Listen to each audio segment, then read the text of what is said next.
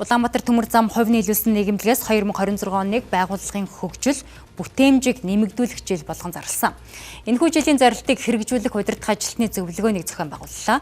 Тухайн зөвлөгөөнөөр 70 гаруй салбар нэгжийн 350 орчим удирдах ажилтнаа оролцож, өнгөрсөн оныхоо ажлыг дүгнэн хэлэлцэж, энэ оныхоо зорилтыг дэвшүүлсэн байна. Улаанбаатар төмөр зам нь 2026 оны зорилтын хүрээнд салбар нэгжүүдийнхээ бүтээгдэхүүн үйлчилгээг олон улсын стандартад нийцүүлэх ажлыг хийхээр төлөвлөжээ. Энэ зорилтыг хэрэгжүүлэхэд удирдах газрын ажилтнууд манлайлал илүү нэмэгдүүлэх талаар хэлцлээ. Үйлчлүүлэгчтэй чирэгдэлгүй үйлчлэгийг түргэн шуурхай болгох, олон улсын хэмжээнд өрсөлдөх чадварыг бий болгох гэхэд олон ажлуудын эхлэл нь байгаа. Энэ жил бол хөтөлбөрийн бүтээмжийг нэмэгдүүлэх жил болгож зарлаж байгаа.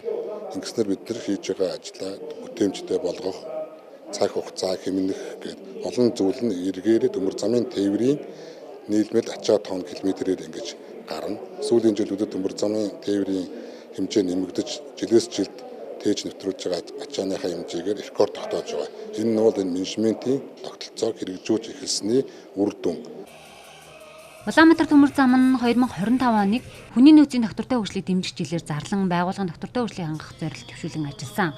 Энэ зорилтын хүрээнд ажилтнуудынхаа мэдлэг ур чадвар, нийгмийн асуудлыг шийдвэрлэхэд онцгой анхаарч ажилласнаар хүний нөөцийн доктор суурьшил сайжирч, ажлын бүтээмж дэвшилжээ.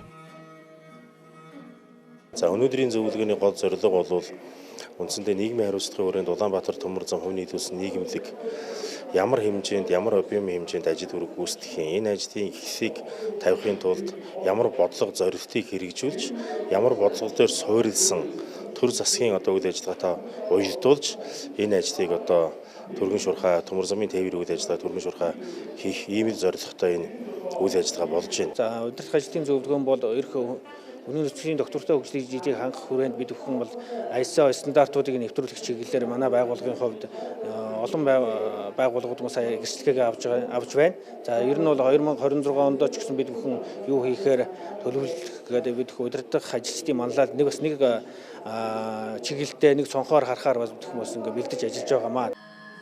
Ийхүү удирдлагын манлайлал багийн ажиллагааг сайжруулах, хүний нөөцийн бодлого зэрэг асуудлаар мэргэжлийн байгууллагаас үр дүнтэй сургалтууд авсан байна. Энэ нь ажилчдын ажлын үр дүнд эерэг нөлөө үзүүлжээ.